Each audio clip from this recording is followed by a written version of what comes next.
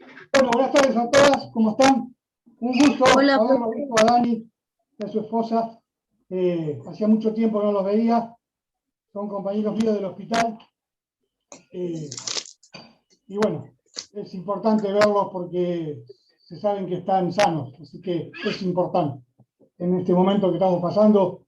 Pero bueno, tenemos que hablar un poquito, porque ayer estuve reviendo todo lo que se va a realizar en el trabajo. Me falta, bueno, saber Gómez Lilian, en qué grupo está, para incluirla, pues yo tengo la lista, y Díaz Villacorta, que no tengo grupo para ella. Es decir, si yo tengo que ponerla en un grupo, lo pondría en el grupo de Aquino, Hermoso y Medina, pero necesito hablar con ella. Si ustedes se pueden comunicar con ella, comunique conmigo por medio de WhatsApp, así la puedo incluir en el grupo, ¿sí?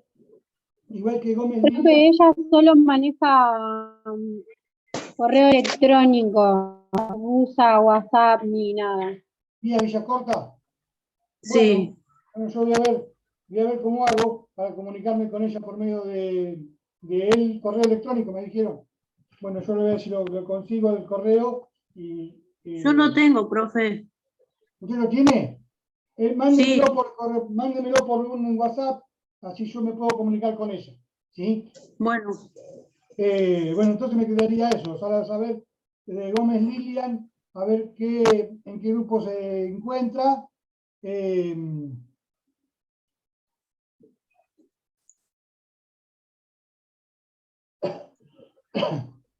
Para poder terminar de compaginar todo lo que es el trabajo práctico que vamos acá a hacer para tener la segunda nota de este cuatrimestre, ¿sí? Los grupos ya están más o menos conformados, ¿sí? Y yo los voy a leer como me vinieron llegando al WhatsApp, ¿sí?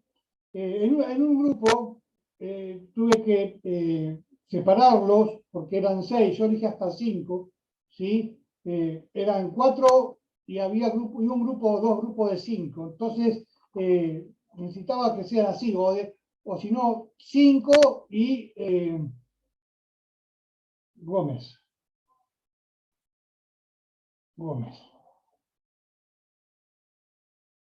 Ahí está Gómez Lilian. Ahora le vamos a preguntar. Que quiero que sepa que sean 5 para que no esto de trabajar, también trabajamos en la virtualidad, es muy difícil organizarse, así que para no tener tanta amplitud, no quería mucho más de 5, pero los grupos fueron así. Quedaron. Y Gómez, ¿me escucha? Sí, profe, lo escucho. ¿Cómo le va? ¿Me puede decir en qué grupo quedó? Con Ángela, con Macarena Medina. ¿Cómo? Aquino, Hermoso y Medina. Sí. Ah, listo. Acá ya la pongo. Gómez, Lilian, Medina. Yo después lo arreglo acá en mi papel. Listo, eso era todo. Entonces, Gracias, profe. 17. Los grupos son Amadei, Ascona, Servín y Albornoz, el grupo 1. Andrada, Bordón, Castro, Farías y Lorenzo, el grupo 2. Aquino, Hermoso, Medina y Gómez, el grupo 3. Casal, Galván, Godoy y Mundín, el grupo 4. Cosini, Cruz, Miño, Palacios y Villanueva, el grupo 5. Fernández, García Segura, Romero y Suárez, el grupo 6. Monzón, Páez, Sarabia y Valerio, el grupo 7.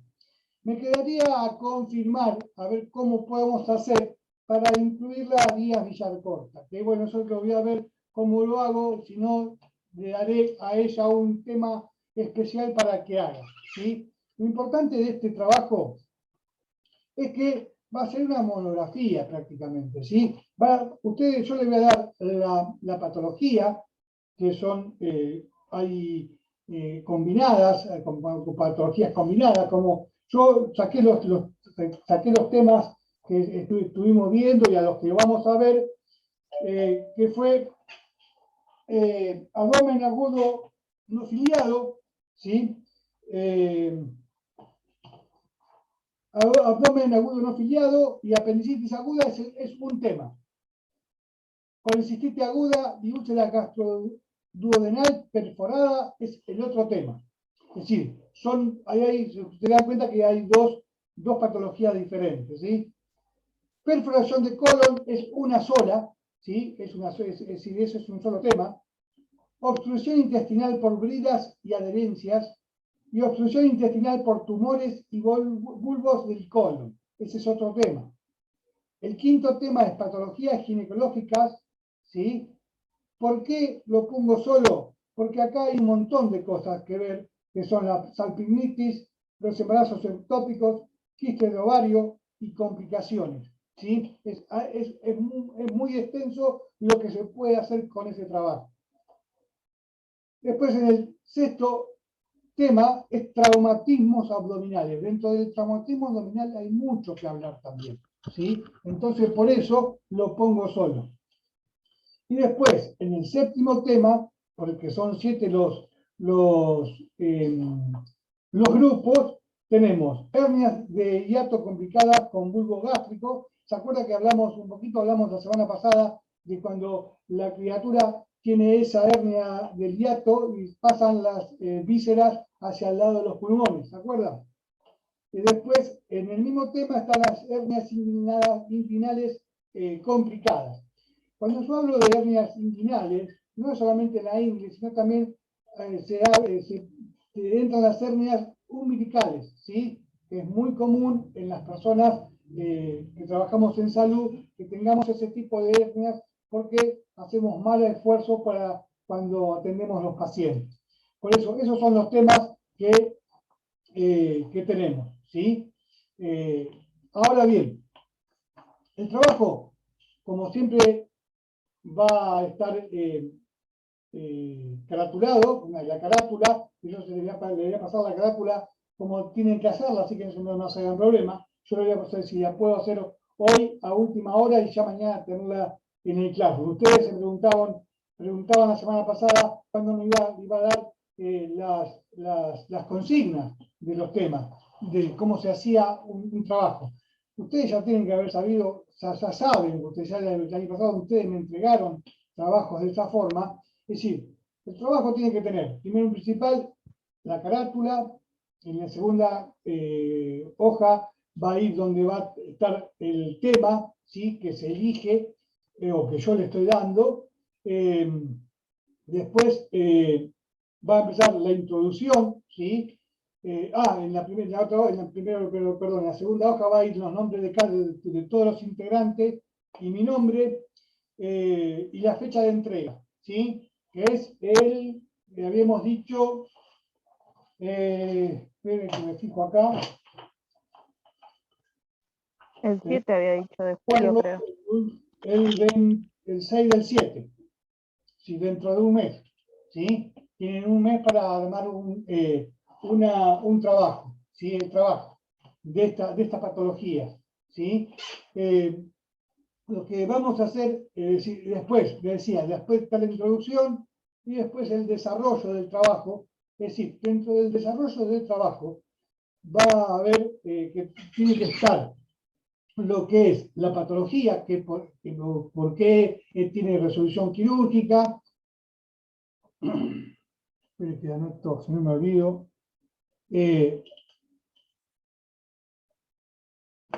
La patología, de qué órganos estamos hablando, por qué puede llegar a suceder, todas las circunstancias de lo que es la patología en sí. Después va a ir lo que enfermería debe hacer, ¿sí? Para la atención de ese paciente y la definición, o la conclusión donde va a entrar. En la conclusión van a entrar también las complicaciones que puede llegar a tener ese tipo de intervenciones quirúrgicas. Porque todo el mundo dice, sí, es una apendicitis, no es nada, ¿sí? Pero sin embargo se puede llegar a tener un montón de problemas, más allá de que puede infectar, se puede hacer otro tipo de, sí, una apendicitis y después se puede hacer una hernia inguinal porque la incisión que se hizo no curó como corresponde, hay muchísimas cosas, ¿sí? Entonces, ustedes tienen que buscar todo eso, ¿sí? Y ahora, yo no les voy a dar un libro determinado, ¿por qué? Porque ustedes, hoy por hoy, gracias a Dios, tenemos acceso a toda la bibliografía o a todo la, ¿cómo se llama? La información sobre estas patologías o sobre todo lo que es Internet, entonces podemos sacarlo de cualquier lado, ¿sí? Más allá de que, por supuesto, tiene que enfocarse a lo que le estoy pidiendo, ¿sí?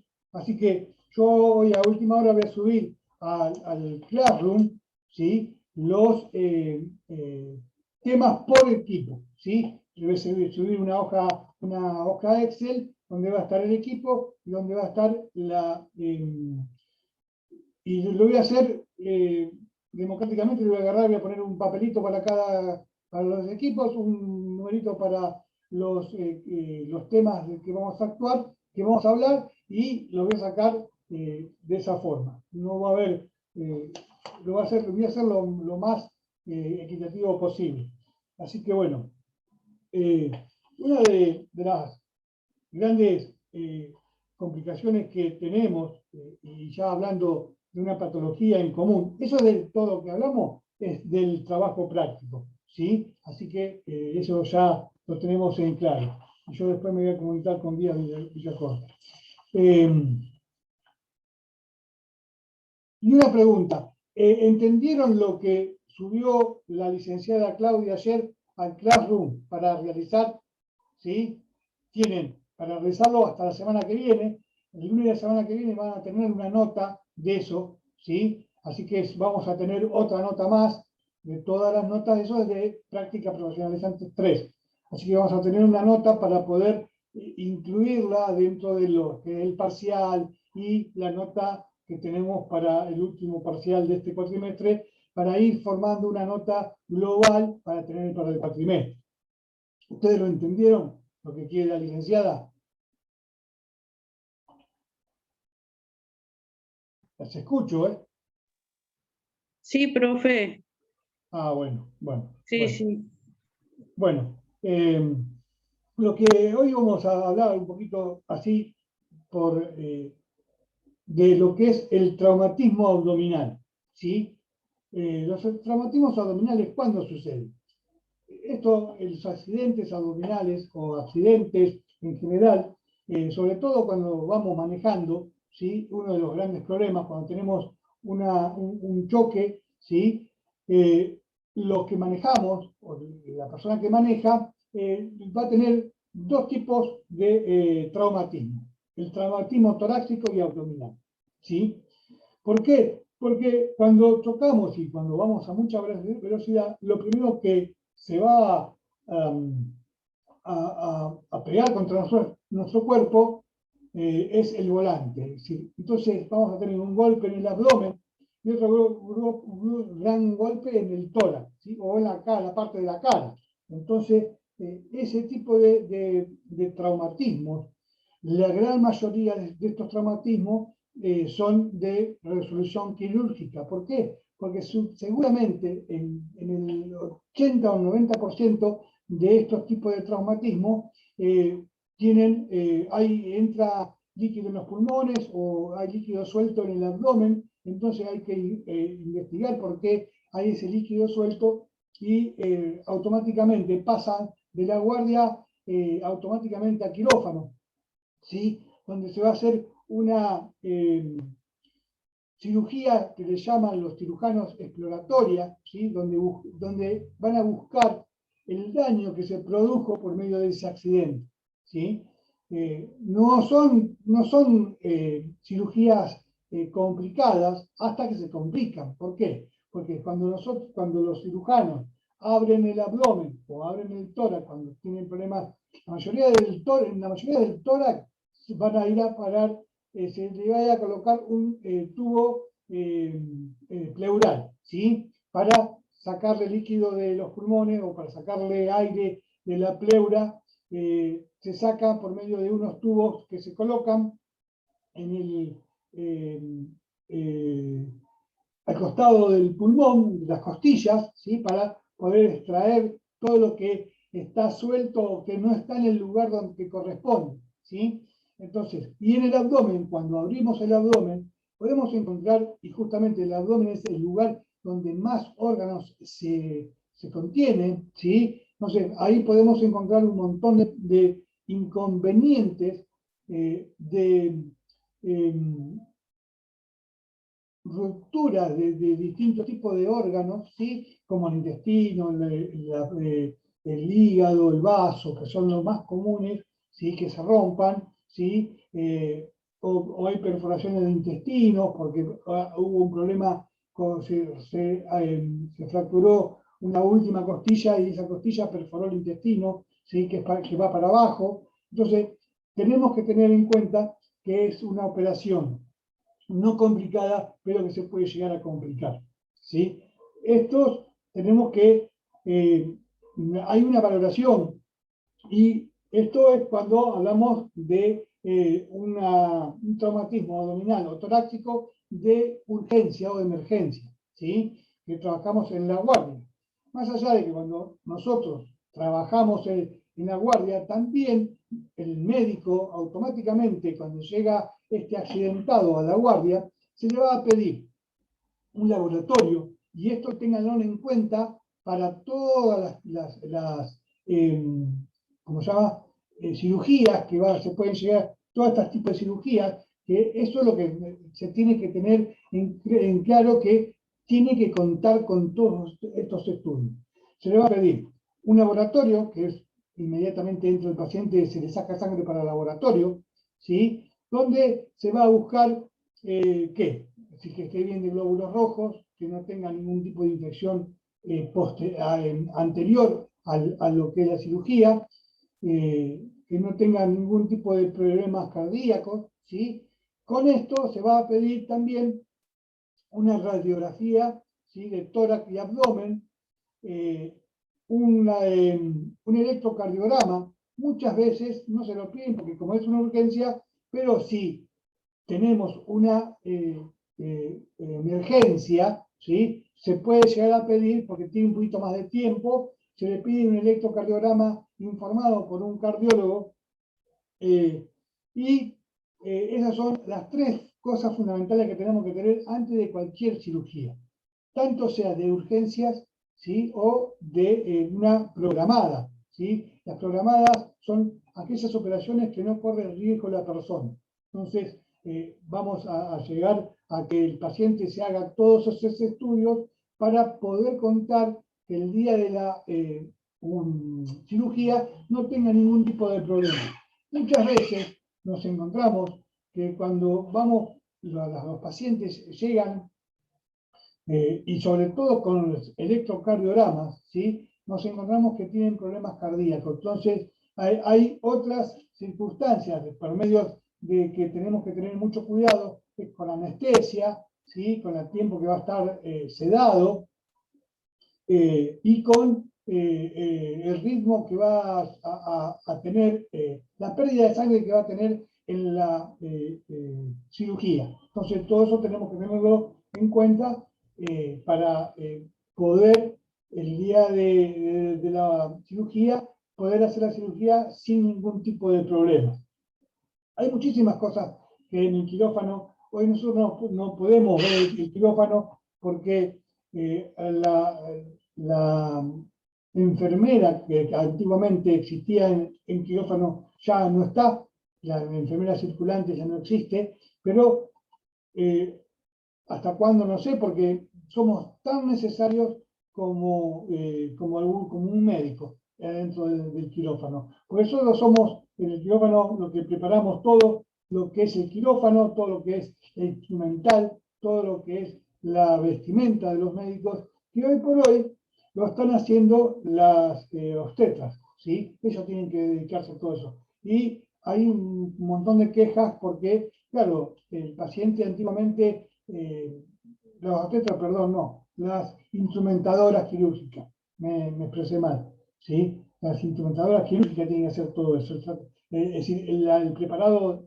del paciente cuando llega al quirófano, porque más allá de que nosotros, como enfermeros, lo preparemos en la sala, dentro del quirófano tiene que ser preparado como corresponde. La asepsia, todo el paciente que tiene que estar absolutamente desnudo, que no tenga ningún tipo de prótesis dentaria sobre todo. Entonces todas esas cosas, antiguamente las hacíamos los enfermeros, hoy por hoy las hacen los instrumentadores quirúrgicos y tienen demasiado trabajo para hacer, entonces ellos están teniendo quejas de eso. Así que, pero bueno, dentro del quirófano tenemos que saber que el paciente ya viene preparado, ¿sí? Entonces, la preparación, nosotros tenemos que saber que el paciente no esté, una de las cosas principales es también el ayuno, ¿sí?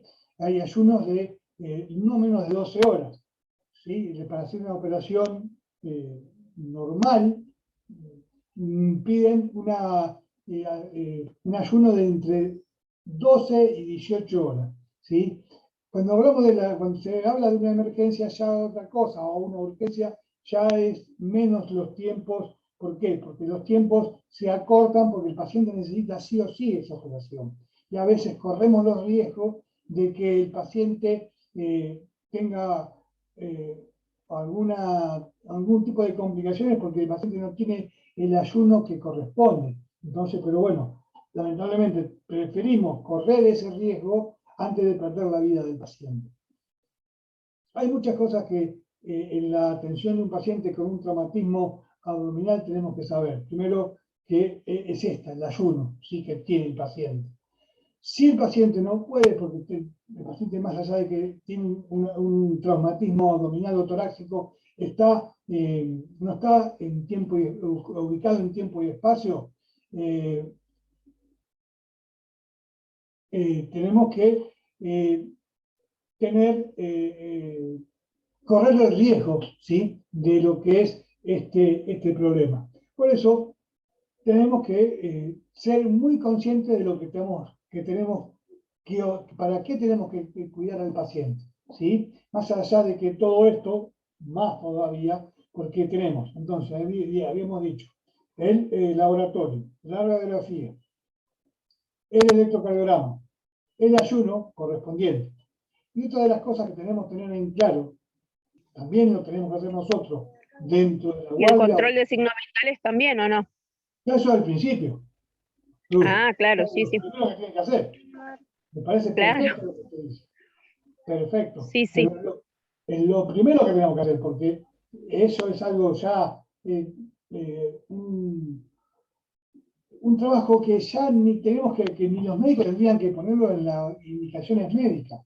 Es decir, nosotros con Héctor Azuaga, que es mi compañero que era con mi compañero del hospital, lo primero que hacemos a la mañana al ingresar, más allá de tomar la guardia, es tomar los signos vitales.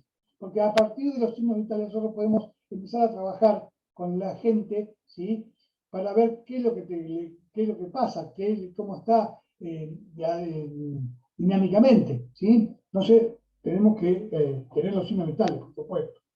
Pero ahí va lo que es. Entonces, vamos a empezar de nuevo, Cruz. Entonces, los signos vitales, el laboratorio, la radiografía, el electrocardiograma, el ayuno y el sexto punto que vamos a hablar, y porque ya se nos termina el tiempo, porque nos queda corto, pero bueno, trato de hacerlo más chiquito posible, todos son los temas. Y el sexto punto es el lavado quirúrgico o el baño quirúrgico.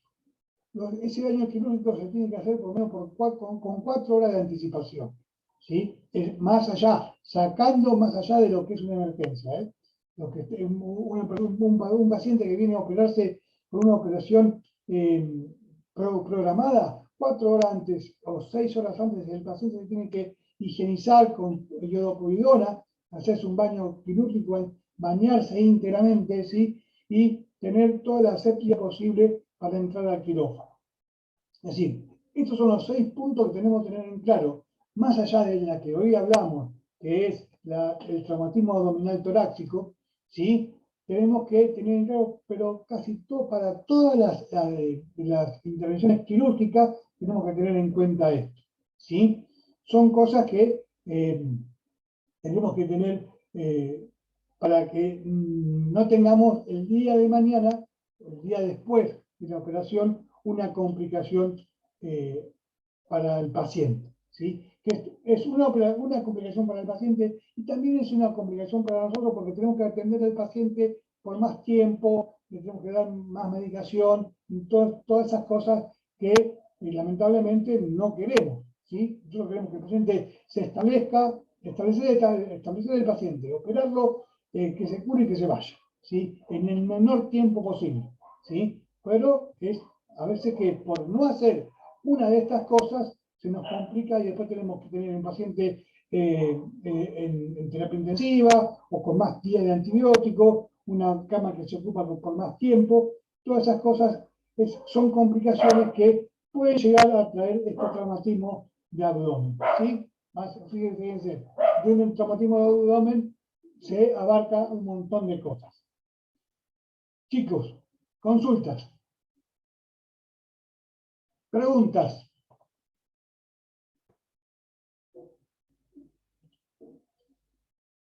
No hay preguntas. No, profe, lo único que le iba a preguntar es si el prequirúrgico, todos esos 3 estudios que se hacen previos a la cirugía, cuando es algo programado, es verdad que duran un mes nada más. ¿Tienen una validez de un mes? Hay cosas que duran, sí, hay cosas que duran un mes. ¿Por qué? Y hay cosas que duran menos, ¿sí? Porque una placa de tórax, ¿sí? Puede durar un mes. Un laboratorio no va a durar un mes, va a durar 15 días o a lo sumo una semana. ¿Por qué? Porque nosotros, dentro de nuestro cuerpo, se producen diferentes alteraciones, glóbulos rojos, porque tuvimos una pérdida de sangre muy grande, porque tuvimos una hemorragia nasal muy grande, porque tuvimos, no sé, cualquier cosa, o tuvimos una infección sin una muela, y no lo vimos en el laboratorio anterior, pero después de una semana o 15 días, yo no sé, según 10 días más o menos un laboratorio puede llegar a servirnos. Pero si cuando se va a operar la persona tiene problemas, tiene un dolor de muela, ¿sí? Puede tener infección en la muela, más allá de que es una muela, pero tiene una infección en el cuerpo. Esa infección puede producir cosas que no tendría que hacerse. Y la operación a veces que se suspenden, ¿sí?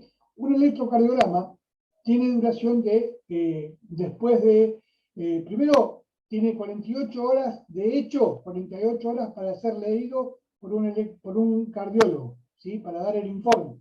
Y de eso tiene 7 días, ¿sí? Es decir, la única que dura, en realidad, como dice Lorenzo, 30 días para mí es la placa de tórax.